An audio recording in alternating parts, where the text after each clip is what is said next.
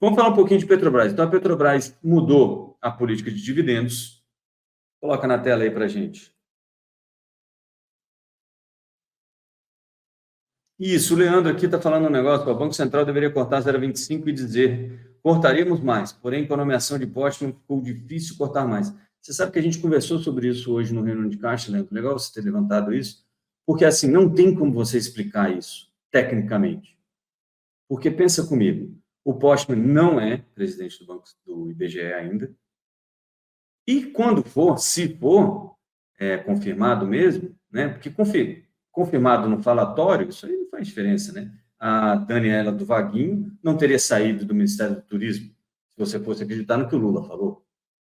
Né? Era um cargo dele, só ele que mandava, ele que oferecia e desoferecia, e no fim das contas foi-se embora a ministra e entrou o Celso Sabino lá no Ministério do Turismo. Então, as coisas não são bem assim, mas em si, como é que você vai explicar isso numa ata de Copom, de que você levou em consideração, talvez, a possível entrada do cara no IBGE? E mais, você está levando em consideração também que, talvez, se ele entrar, ele pode mudar a forma como o IPCA é calculado, ou qualquer coisa desse tipo. É muito difícil e deixaria muito claro um viés político ou politizado do Banco Central, né? Embora cortar 0,50, nesse caso específico, também parece um pouco político, mas eu acho que é mais tranquilo do que cortar o 0,25. Se cair mais de 0,50, vai ser a hora de fazer aquele carnezinho gostoso no Magalu. Diz aí o Marcos MS, certinho. Vamos lá, a Petrobras, então, mudou a política de dividendos. E aí é o seguinte, a Petrobras pagava antes 60% do fluxo de caixa livre. Tá? O que é o fluxo de caixa livre? Na conta que a Petrobras fazia antes. Era o fluxo de caixa operacional, isso é, quanto entra de dinheiro da operação, menos aquisições e imobilizados e intangíveis. Tá? O que a Petrobras vai fazer a partir de agora? Vai pagar 45% do fluxo de caixa livre, então vai pagar um pouquinho menos do fluxo de caixa livre, e também vai aumentar o desconto, vai começar a considerar todo o fluxo de caixa de investimento, que antes não faria muita diferença, mas agora vai fazer um pouquinho mais de diferença, porque não tem mais, vai acabar aquela entrada de desinvestimento, né? Entrava como fluxo de caixa de investimento, esse dinheiro entrava em vez de sair investimentos, né? Você tinha o retorno desse investimento, contava positivamente. Deve parar a parte de desinvestimentos da Petrobras e, portanto, a Petrobras, então,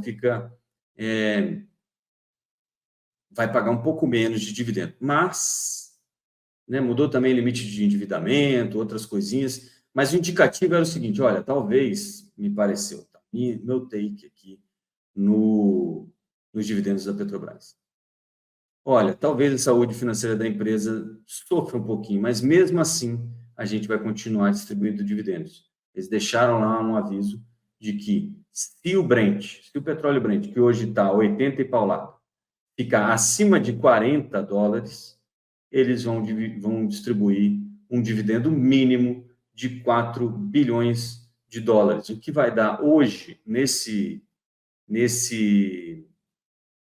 é que a gente chama? Nesse dólar de hoje, algo em torno de 5% de rendimento no preço da ação no fechamento de sexta-feira, tá bom? Que não é nada ruim, viu? O problema todo é qual será a saúde financeira da Petrobras daqui a um ano, dois, porque pode ser que nem fluxo de caixa livre positivo tenha. Se você voltar lá no governo Lula e Dilma, desde de 2008 até 2015, 16, a Petrobras não teve fluxo de caixa livre positivo, tá? Só para vocês terem uma noção do que a gente está falando. E aí, não tem dividendo, não interessa. Então, é basicamente isso, tá? Pode piorar, vai piorar um pouco os dividendos, mas se tiver alguma continuidade na gestão da Petrobras, mesmo assim ela é uma empresa que gera caixa e que deve pagar aí esses 5% ao ano de dividendo, tá? Que não é nada desprezível. 4 bilhões de dólares de fluxo de caixa livre, 4 bilhões de dólares de distribuição de dividendos mínimos pelo menos, né, durante o ano. Beleza? Dá até para a gente dar uma olhada aqui. Deixa eu só ler aí, vai. Não, volta lá. Desculpa, Matheus. Aí, sobe aí um pouquinho. Já falei, a minha opinião a distribuição vai continuar sendo trimestral, e ficou estabelecida essa remuneração mínima aí anual de 4 bi para exercícios em que o preço médio do barril tipo Brent for superior a $40 por barril, que praticamente é muito difícil de cair, viu? A política de remuneração mantém seu objetivo de promover a previsibilidade do fluxo de pagamentos de proventos aos acionistas, ao mesmo tempo que garante a perenidade e a sustentabilidade financeira de curto, médio e longo prazos da Petrobras, sem comprometer a capacidade de crescimento da companhia. A Petrobras já avisou que vai aumentar os investimentos e isso desconta do fluxo de caixa operacional. Provavelmente que o acionista da Petrobras vai receber são esses 4 bilhões e ponto, tá bom? O resto, aí tem uma história de buyback, vai liberar o buyback, então, mas não faz sentido nenhum o governo começar a recomprar ações da Petrobras. Sinceramente, não seria uma das coisas mais esdrúxulas para fazer, porque não faz sentido nenhum para a Petrobras fazer isso, tá bom? Então, é basicamente isso. Vamos dar uma olhada aqui como é que está a Petrobras. Já abriu o mercado? Vou colocar aqui para vocês rapidamente. Vai ter que ser... Parece que está subindo, né? Subindo 73 centavos.